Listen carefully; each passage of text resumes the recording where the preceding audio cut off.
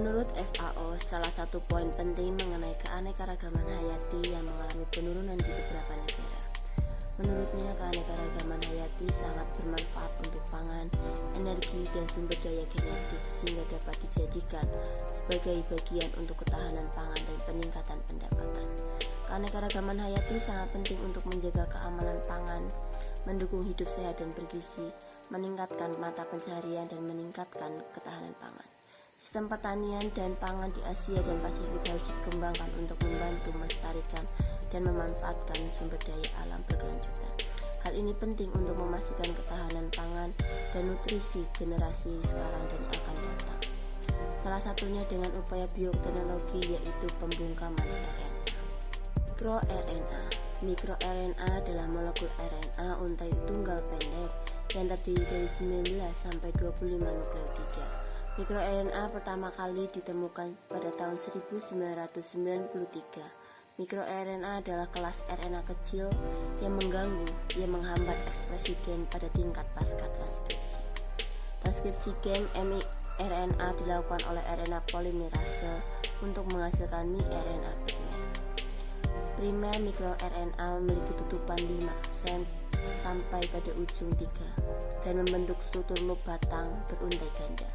Molekul miRNA ini dibelah oleh kompleks mikroprosesor membentuk prekursor miRNA. Molekul duplex pra-miRNA terdiri dari 70-100 nukleotida. Protein eksportin 5 mengangkut molekul pra-miRNA ke dalam sitoplasma dari nukleus untuk diproses lebih lanjut menjadi miRNA oleh protein di sel. Maka dari itu, mikroRNA adalah duplex RNA yang terdiri dari 19-25 nukleotida.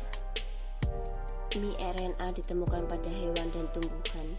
miRNA berfungsi sebagai target obat, agen terapeutik, atau alat diagnostik dan biomarker. Pembungkaman RNA adalah mekanisme yang dilestarikan secara evolusioner pada eukariota. Hal ini diinduksi oleh double strand RNA atau hairpin struktur RNA yang melibatkan faktor-faktor umum termasuk protein. Jalur pembungkaman RNA ini telah sangat beragam pada tanaman untuk mengatasi kebutuhan fungsional yang berbeda.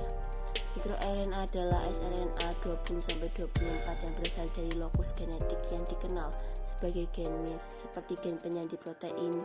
Gen ditranskripsi oleh RNA polimerase 2 untuk menghasilkan transkrip mikroRNA primer. Primer mikroRNA membentuk struktur batang loop atau lipat belakang yang tidak sempurna karena adanya komplementaritas urutan intramolekul yang diproses menjadi prekursor batang loop pendek. Gen target utama mikroRNA pada tumbuhan adalah gen pengatur seperti gen faktor transkripsi. Oleh karena itu, mikroRNA memainkan peran kunci dalam pengembangan tanaman. Pembungkaman RNA dapat diinduksi pada tanaman dengan menyerang molekul asam nukleat.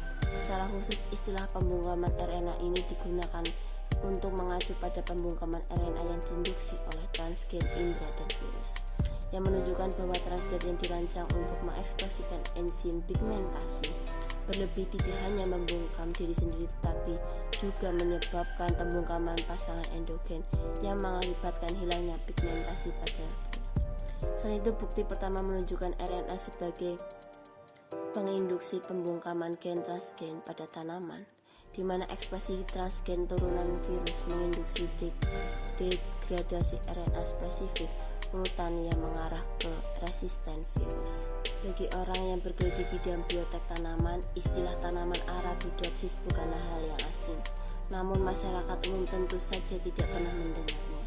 Arabidopsis thaliana merupakan tanaman model dikotil yang merupakan tanaman pertama DNA genomnya teridentifikasi, sehingga riset menggunakan tanaman ini seringkali menjadi rujukan yang bermanfaat bagi biologi tanaman. Mengapa Arabidopsis? Telah disebutkan di atas bahwa tanaman ini berukuran kecil dan merupakan tanaman berbunga. Untuk riset yang berhubungan dengan perbungaan atau perbijian, tanaman ini juga termasuk kelompok tanaman berbunga, sehingga sangatlah tepat jika para peneliti memilih tanaman ini untuk tujuan riset, genetik, bioteknologi, dan lainnya.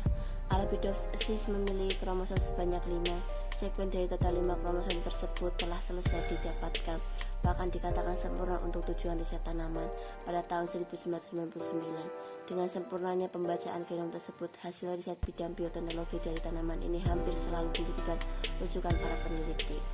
Tidak hanya tanaman dikotil, namun juga tanaman monokotil seperti padi yang merupakan tanaman pangan.